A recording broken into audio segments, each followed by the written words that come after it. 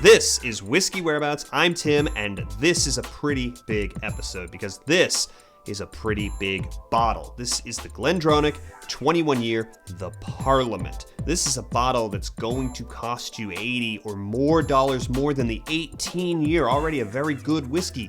Is it worth it? Is this the best whiskey that I've reviewed on the channel so far? We're gonna find out. My whiskey journey has taken me to Scotland and back. I've explored whiskey education, tastings, and distilleries from Islay to Speyside. And now my journey continues here, with you, on Whiskey Whereabouts. Talk a little bit more about that comparison to that 18. You're already a very, very good whiskey, and a whiskey that should run you north of $220. This is not a whiskey that can be bought for less than $300. You're gonna pay another $80, $100 to get to the top of the GlenDronach range with a 21 year. So what are we getting for that increased cost here with the 21 year? Well, you're getting 3 more years in the cask in the warehouse, obviously. But also, this is a 48% ABV whiskey. The 18 year, the Oloroso is a 46. This is a fully sherry-matured whiskey. So's the Oloroso. Oloroso is Oloroso matured. This is sherry-matured in Oloroso and PX casks. So you're getting the higher ABV. You're getting the PX casks in the mix. It's all natural color, which is extraordinary when you see this whiskey, the color of iced tea, naturally colored. You've got that rich sort of PX casks in the mix, and you've got 21 years. It's GlenDronach, so it's probably chill filtered, but that's going to be across the line. So I poured this, a good 20 minutes has passed, letting it really open up and breathe. I nosed it when I first poured it, sort of to monitor how it develops, and the bottle itself's been open for about 6 weeks. On the nose with the GlenDronach 21 year The Parliament. And the first thing that really hits me again on this one, which was not the case when I first opened it, is a real cherry fruit flavor. And right behind that is chocolate. Rich. Chocolate, brownie. Then comes the orange. You're getting that sherry influence, and you're getting it in different sort of the keys. The key of Oloroso and the key of PX, right? You're getting that really rich, really sweet. You're getting that sort of citrus. And the next thing I'm getting is butterscotch. And sort of wrapped around the whole thing. This whiskey's a little shy. The whiskey was asleep in the warehouse for a long time. It takes time to open up. It takes time to relax, acclimate in the glass before it sort of reveals everything that it is sort of packing in this sort of nose. And there is plenty of it. And what you find once you've had time to sit with this whiskey, this is not a whiskey that you are going to pour and enjoy and appreciate without a half an hour on your hands. It really needs this time to open up. And what I'm finding is when I go in, that sweet elements, the fruity elements, the sherry elements that are the first wave, I see past that, and what I'm getting is a really sort of fascinating note that is really escalating the entire experience. It's a meaty, sulfury note. It's very rich, and it's very complementary to those sweeter elements that are on that sort of first obvious nose from the glass. There's other development here. The fruit is changing. As I nose it, that cherry that was so obvious and dominant to me, the way I'm reading it, has morphed. It's much plummier now. So here we go on the palate. It's sublime. Let's focus on the palate. The experience is thick, rich. This whiskey's been described as decadent. It absolutely fits the bill. Dark chocolate, cocoa, big note of that. Right up front here, it's the loudest note on the palate. Toffee, you're getting that sort of element, very complementary. There is a chewiness, an almost meatiness. It's complementing it. It's giving it substance. There is a wave behind that of the sort of sherry stuff that we're going to expect.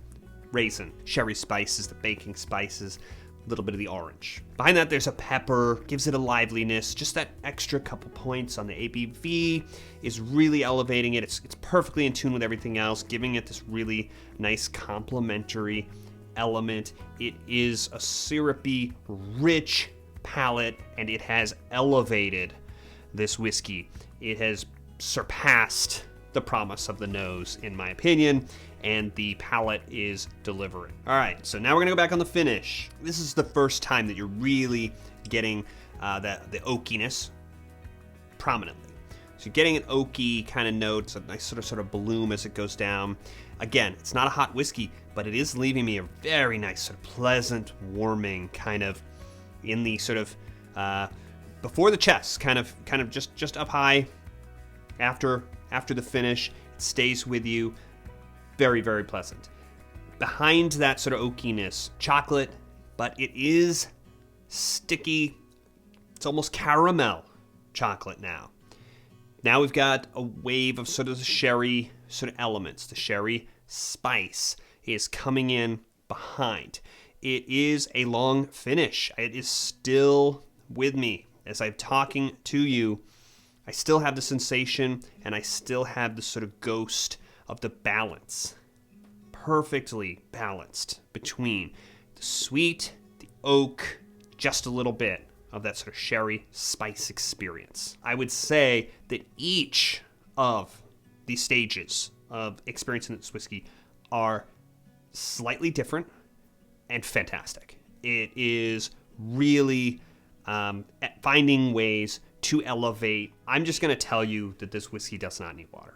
I have played with it. I'm going to burn what I have left in this glass just to do it with you and share it with you. It's 48%. It doesn't need the water, and I didn't find that there were a lot of new sort of elements buried so far down in the mix that we needed the water to open it up. I am not going to be adding any more water to the rest of this bottle while I experience it, but I will go through it very quickly to kind of let you know what's happening. So the first thing the water has done is sort of reset the experience of this whiskey after it's sort of opened up, and I've opened up to it, and I'm getting that cherry again. More sherry brown sugar sweet than the chocolate, although it's still there, and that sulfury sort of meaty element are really dominant and really up in the mix. You don't need to sort of coax these flavors out as much. If you're in a hurry, the water seems to have opened the whiskey up faster. For me, I'd rather just sit with it and let it sort of present itself. And I'm getting those sort of at the expense of a little bit more of the depth on the whiskey. Yeah, on the palate, most of it's still here. It's a little bit sweeter. That mouthfeel is not quite as arresting. I'm getting the sweetness on the palate and the finish, the chocolate. That pepper element is still there. It has not suffered. It's an extraordinary whiskey, even with that little bit of water added. But to me, this is a whiskey to be appreciated and enjoyed neat as bottled. Okay, so what we're talking about is a whiskey that is going to cost probably more than $320. This is not a bottle that can be bought for less than $300. And I'm kind of dismayed to sort of come to terms with the fact that that is not excessively priced in today's world, when an admittedly wildly overpriced Macallan 18 here that is just poorly presented in comparison to this whiskey, it is inferior in every way, costs more than this. And this is something that came up on my recent video, picking on Macallan again. I'm talking about alternatives to Macallan 18 year. If you haven't seen it, I'll link to it at the end so you can check it out, because this bottle does come up in that video. So I checked out my bottle code on the back of this bottle, and it says that it was bottled on August 4, 2021, which means that the youngest whiskey in the vatting that went into this bottling had been in the warehouse for 21 years before that date. There's almost certainly older whiskey in that vatting. But that means that the youngest whiskey that's in this bottle, and all of the whiskey that's in this bottle, had to have been distilled before August 4, 2000, which means that the whiskey in this bottle went through the stills at GlenDronach when Bill Clinton was president of the United States. The spirit went into the warehouse, into the casks, before Tom Brady and the New England Patriots ever won their first Super Bowl. The liquid in this bottle is older than Olivia Rodrigo.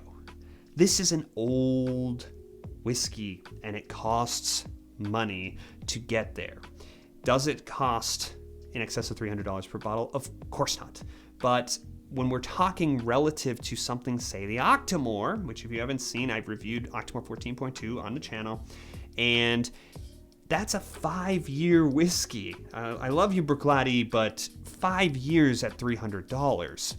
At least we have this long maturation process, and I think those extra years, I think that additional cask, I think the extra ABV really puts this one head and shoulders above the 18. This is on another level. This is truly a sublime whiskey. It is the best whiskey that I have reviewed with you on the channel. It's also the most expensive whiskey that I have shared with you on the channel. So it is obviously 5 glasses. So I hope you enjoyed this video as much as I did making it, sampling this whiskey. It's been a pleasure, and I really hope that you will subscribe. You can press this big button that's going to come up over here so you don't miss any of the future videos that we have coming.